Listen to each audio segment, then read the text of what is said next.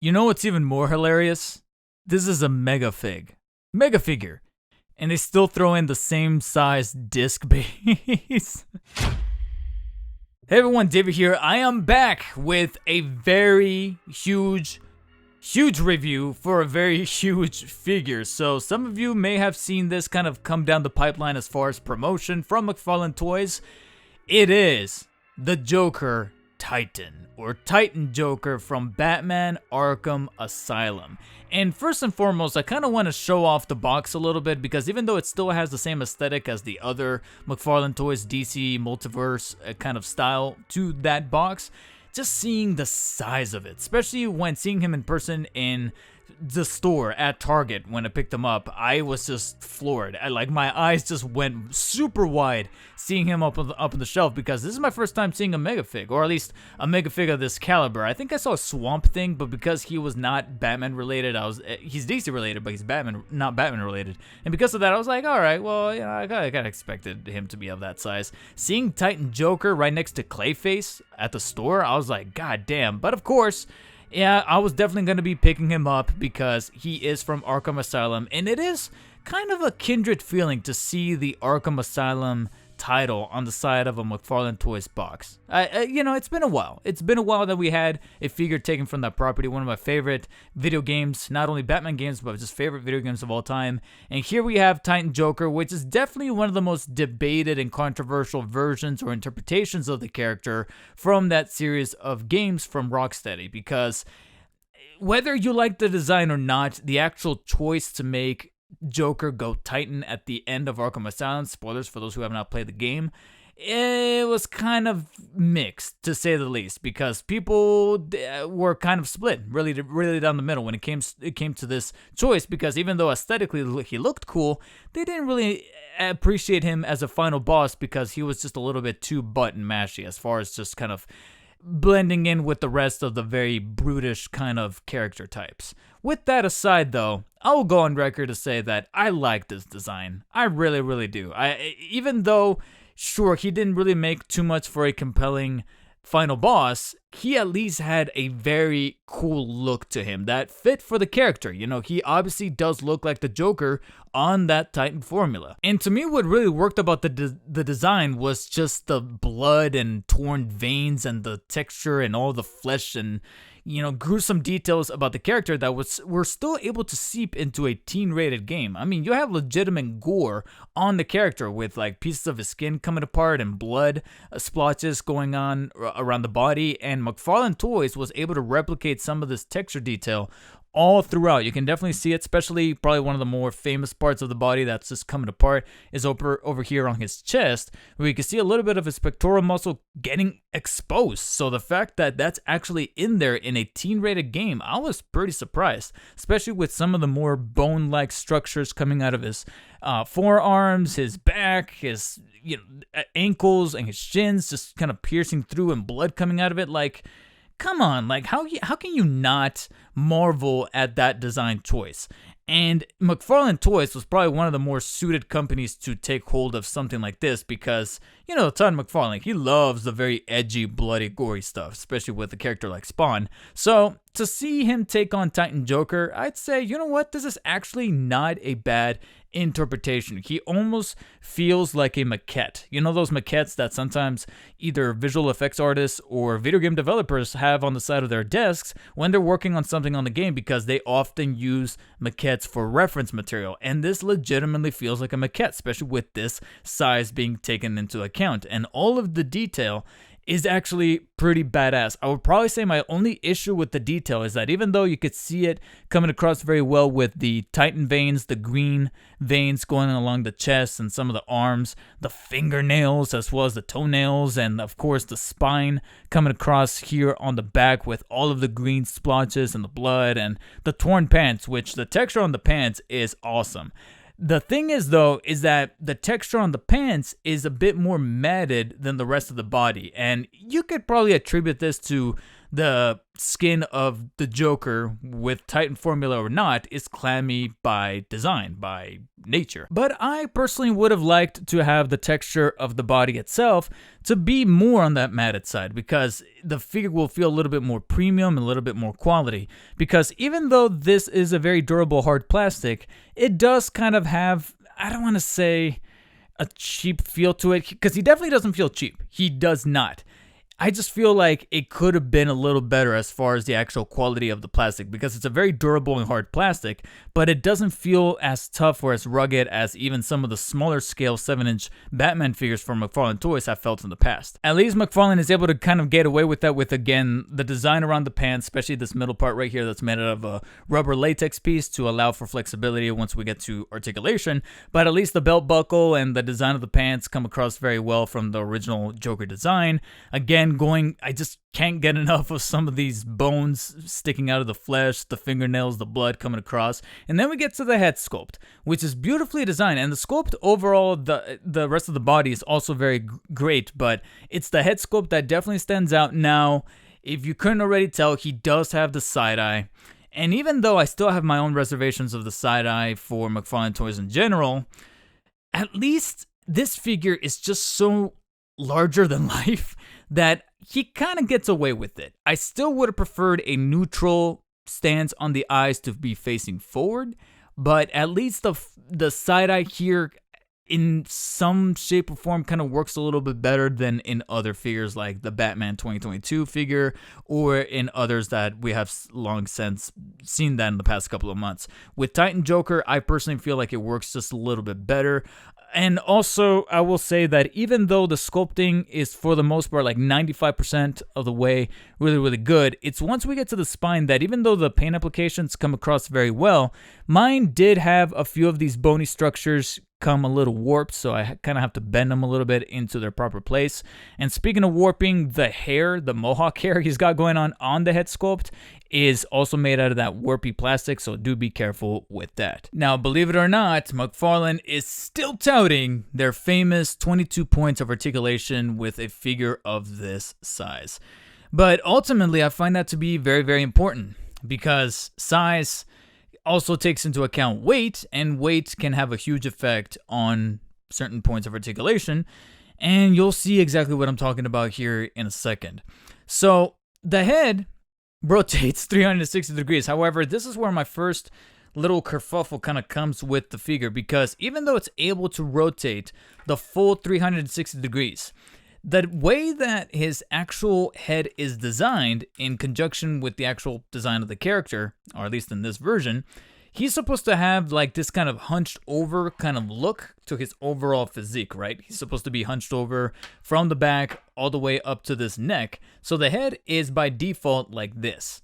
So he's able to, in place, rotate it 360 degrees, but only when you crunch the head inwards, which is able to go about that far in, and only about that far up to be facing forwards because of the way that he is kind of hunched over. So the problem that's presented there is that in order to rotate it 360 degrees, or at least do it in a way that you don't risk breaking the figure, you kind of have to crunch the head inwards, and then he does it. I don't know what's going on, but his neck joint is designed in a way where in order to rotate it the 360 degrees, you have to crunch the head inwards and then flip it up.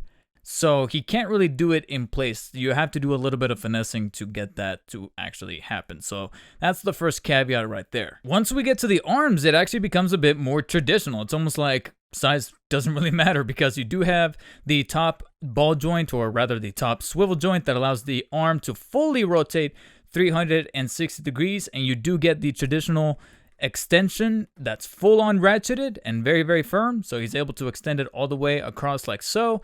And the butterfly joint is still in there. It's probably not as flexible as in other McFarlanes of smaller size, but it is still there. So whenever you do kind of move the arm about, or the top shoulder, and kind of shrug it ever so slightly, you do get the butterfly joint slightly inching inwards and outwards to allow just a tiny bit of flexibility in those directions. So keep that in mind. Then we get to the elbows, where we do have the 2 joints, allowing it to full on break and crunch the elbows all the way inwards like so. No bicep swivel of any kind found here, but of course we really wouldn't want to have one there to ruin the immaculate detail there of the texture. And then the wrist joint is, in my opinion, one of my favorite wrist joints ever. However, the caveat would be that the only way to really have a wrist joint of this kind of detail or manner is to have it on a figure of this size, because that's the only real way to kind of make this happen, is to get a bigger joint to make this a possibility, because it's fully ratcheted in almost every direction. You're able to rotate it 360 degrees, but the hinge joint inside is able to full on kind of bend it inwards like that and then outwards like so. I will admit there is a little bit of a wasted opportunity here now thinking about it, and that is on the fingers. I feel like the figure is sizable enough that they could have found a way to add some extra value by having the fingers articulate individually. Like, he is of that size that I think they could have done it. Then we get to the next caveat, which is going to be the torso. So as I mentioned, this is pretty much his default state of having this hunched over look, and because of that, this is necessarily how that torso joint is going to be working inside of this space. So he doesn't really flex upwards any more beyond that point. Of course, it makes sense for the way that his structure is made inside of the character, but I kind of wish that there was a way to have him look up a little bit more, whether it be with this neck joint, and if not with that, then with the mid-torso cut right here, and that's seemingly not possible. Strangely enough, though, this mid-torso joint is able to crunch very generously inwards about that far in, so he's able to look down very intimidately. However, when it comes to rotation, there's a little bit of movement, but there's no real way to get it to fully rotate 360 degrees from what I can tell. It starts to stop right about right there. I know, I just said starts to stop. Oxymoron, but it is in fact the case there. What is interesting, however, is that it does allow crunching of the obliques from left to right, as you can kind of see right about right there. And as opposed to some other General McFarlanes, you do have a waist joint that allows pretty much full 360 degrees twisting like so. And working in conjunction with that waist joint, you are able to again kind of crunch the obliques from side to side a bit more frivolously like that, and so that's always good to see. Then we have the top leg joints, which pretty much function the same way as normal McFarlane does as well.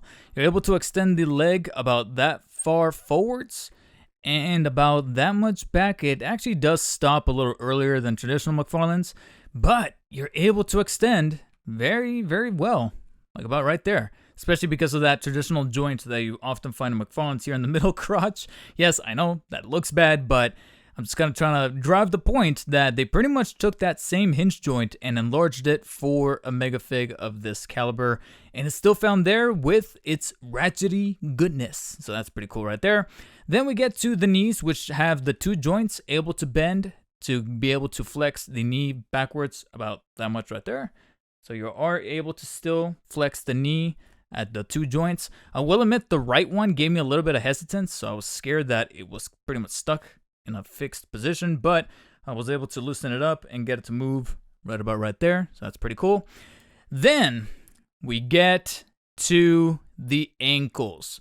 If you could tell carefully by watching the review up until this point, you'll notice that I've been fighting with a set of articulation for quite some time throughout this entire review, and I am still fighting for it till now, and that is the ankles, which sadly are very, very loose, and that's a cardinal sin with a figure of this size. It's probably my first and only major complaint I generally do have with the Titan Joker right here. The ankles are designed very similarly to any McFarlane. You're able to rotate them 360 degrees in place horizontally, as well as being able to bend them about that much down and being able to flex them that much upwards. So, you know, it's pretty par for the course for a McFarlane.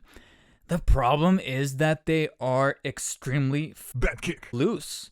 Way too loose. And you cannot have loose ankle joints on a figure of this size. You just cannot, because as you saw me go through in this entire review trying to get him to stand still for longer than like 2 or 3 minutes, especially with specific poses, is just painful because he just continues to want to slouch down. Look at that.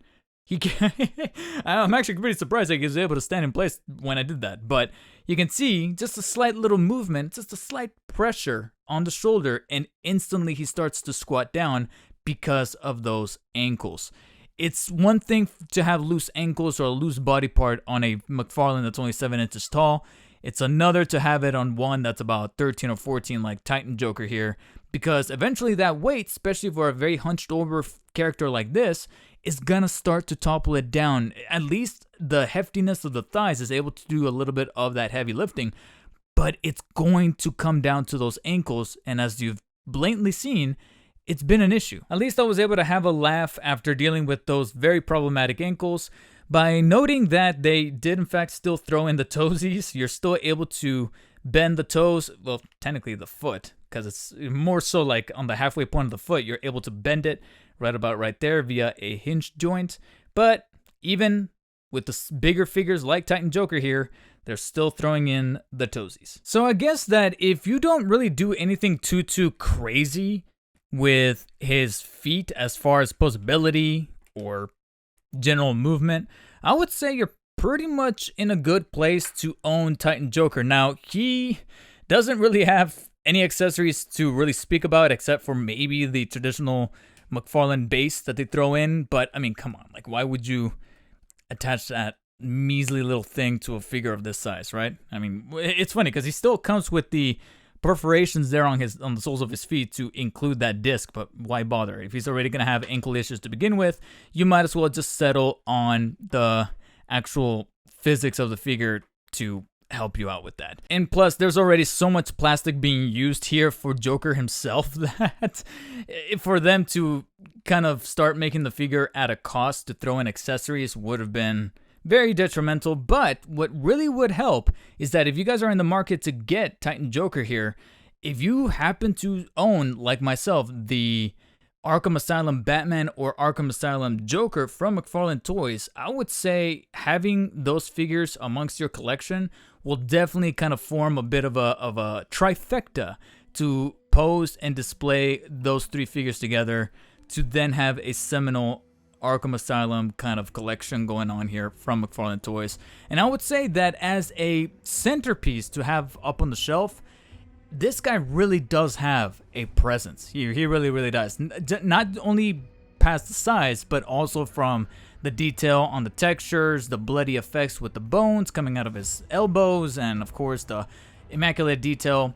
The articulation does leave a lot to be desired, especially when it comes to the looseness of the ankles. I would say that you could have had the looseness happen in any other part of the body, but to have it be in the ankles is just, like I said, a ginormous cardinal sin for a figure of this size. Just imagine Hot Toys figures having weak ankles. You're either gonna have to rely on the base that they throw in, or just settle on something different altogether, because you're gonna be sad. You're gonna be sad that you're not gonna be able to display the figure in a very badass, dynamic way and settle with something just a little bit more standard as far as poses.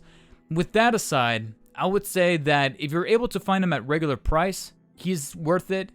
But anything beyond that, I would say definitely hold off, because when it comes to figures of this size, you are going to have to be a little pick and choosy, because eventually you're going to run out of space. So you got to make sure that that space is worth it for the right characters. But if you do choose Titan Joker to fill out that space in your collection, then use the affiliate links in the description to help out the channel quite a bit. Thank you guys so much for watching. Check out this other McFarlane toy review showing up on screen right now. More to come in the very near future. And as always, stay humble. I'll see you on the next one.